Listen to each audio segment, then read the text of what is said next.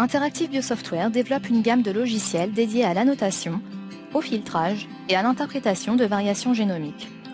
Alamut Visual est un logiciel d'aide à l'interprétation des mutations génétiques identifiées sur le génome humain. Ce logiciel a été conçu pour aider quotidiennement les scientifiques et les médecins dans leurs activités. Aujourd'hui, Alamut Visual comprend plus de 23 000 gènes codants, non codants, ainsi que des pseudogènes régulièrement mis à jour. Les informations sont recueillies à partir de différentes bases de données publiques telles que le NCBI, UCSC et EBI. Lorsque vous lancez Alamut Visual, vous devez tout d'abord sélectionner le gène sur lequel vous souhaitez travailler.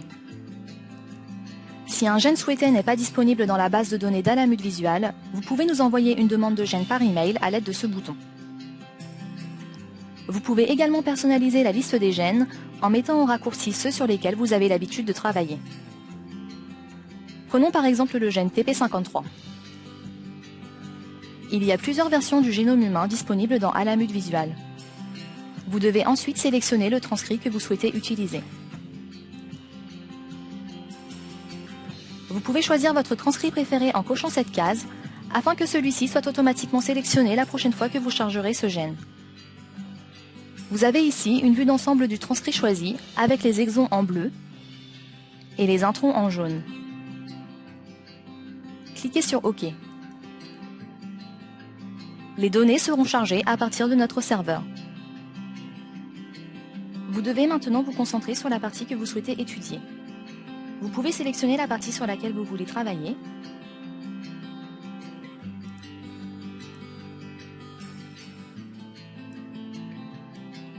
Vous pouvez zoomer à l'aide du curseur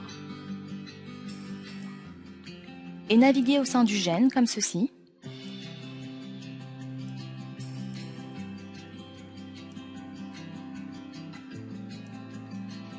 Ou bien directement cliquer sur le numéro de l'exon.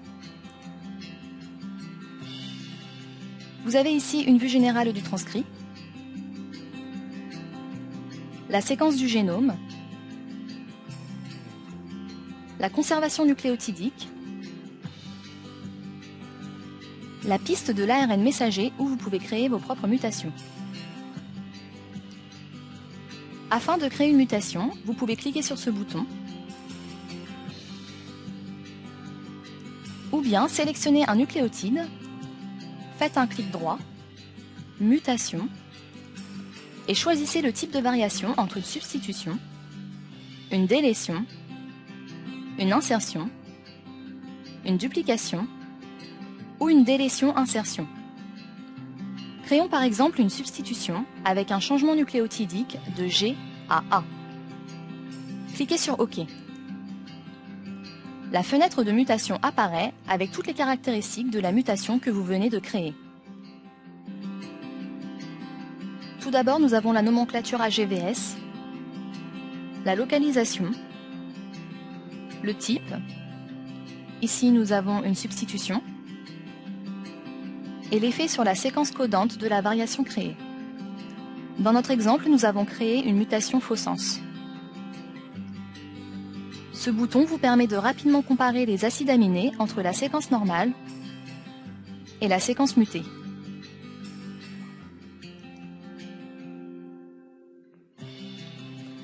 Si la variation créée est connue et reportée dans des populations générales, vous aurez des informations indiquées ici. Vous avez également des informations concernant certaines bases de données de mutation telles que EXAC et ClinVar. En cliquant sur ce bouton, vous aurez accès à des extraits de PubMed concernant ce gène et les mutations de ce gène. Ceux-ci sont classifiés par date et par variant.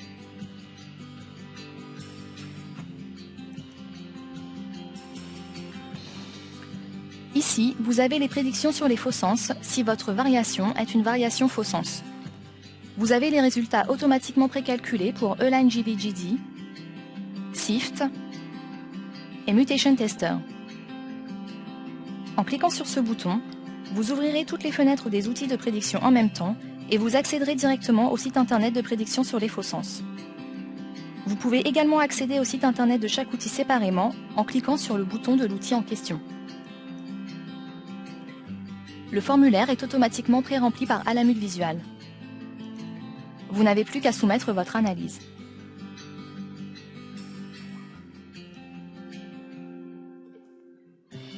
Vous pouvez classer votre mutation en fonction de son pouvoir pathogène.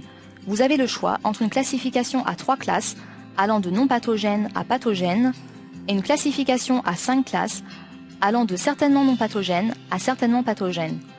Veuillez noter que la classe de pathogénicité n'est pas calculée automatiquement par Alamut Visual, étant donné que le logiciel ne possède aucune information concernant le patient, son phénotype, sa maladie ou encore son environnement. Vous avez la possibilité d'ajouter des commentaires ici. Vous pouvez également créer des occurrences pour chaque patient, en indiquant l'identifiant du patient et de la famille, ainsi que toute information pertinente au sujet de ce patient. En cliquant sur ce bouton, vous aurez accès à un rapport de mutation détaillé, incluant toutes les informations nécessaires pour vous aider à déterminer la pathogénicité de cette mutation et à établir votre diagnostic. Vous pouvez enregistrer ce rapport localement, l'imprimer ou le copier. Nous allons maintenant créer une nouvelle mutation afin de voir les prédictions dans la fenêtre d'épissage. Positionnons-nous dans un intron. En position +4 et créons par exemple une substitution avec une variation de A à T. En cliquant sur ce bouton, vous aurez accès à la fenêtre d'épissage avec la séquence de référence et la séquence mutée.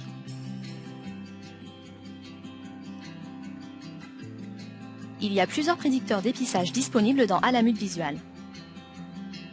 Les barres verticales bleues représentent les prédictions de signaux donneurs d'épissage. Les barres verticales vertes représentent les prédictions de signaux accepteurs. Les motifs de sites d'épissage constitutifs sont indiqués par un triangle bleu pour les sites donneurs et par un triangle vert pour les sites accepteurs. Nous pouvons mettre en évidence les différences de prédiction entre la séquence de référence et la séquence mutée.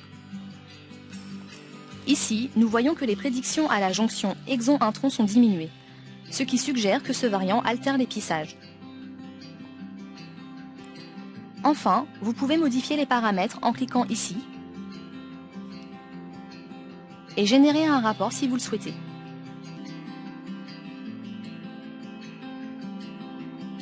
Revenons à l'écran principal. Vous avez ici les pistes provenant de différentes sources de données telles que DBSNP, EXAC, CleanVar, AGMD et Cosmic. En allant dans le menu Outils, Options, Affichage, vous pourrez personnaliser votre affichage en cochant et en décochant les différentes cases. Il est également possible de charger des alignements BAM ainsi que des fichiers VCF. Pour obtenir plus de détails sur les différentes pistes, vous pouvez consulter la vidéo intitulée Alamut Visual, Zoom sur chaque piste. Enfin, vous avez les domaines protéiques, les alignements orthologues et les annotations privées où vous pouvez entrer vos propres annotations. Vous avez la possibilité de modifier la disposition des pistes en les déplaçant vers le haut ou vers le bas, comme ceci, ou bien de les masquer en cliquant sur cette flèche.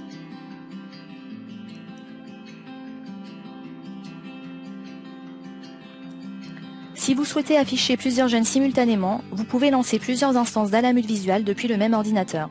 Pour cela, allez dans le menu Applications, Nouvelle instance d'Alamut Visual. Une nouvelle fenêtre s'ouvrira. Sur la page d'accueil, vous avez des informations relatives à votre licence et aux mises à jour du logiciel, ainsi que les dernières nouveautés concernant Alamut Visual. Pensez à consulter cette page régulièrement afin d'être informé des dernières nouveautés concernant le logiciel. Afin de profiter pleinement d'Alamut Visual et de ses fonctionnalités, nous vous recommandons vivement de lire notre documentation. Celle-ci est disponible à partir du menu Aide, Documentation du logiciel.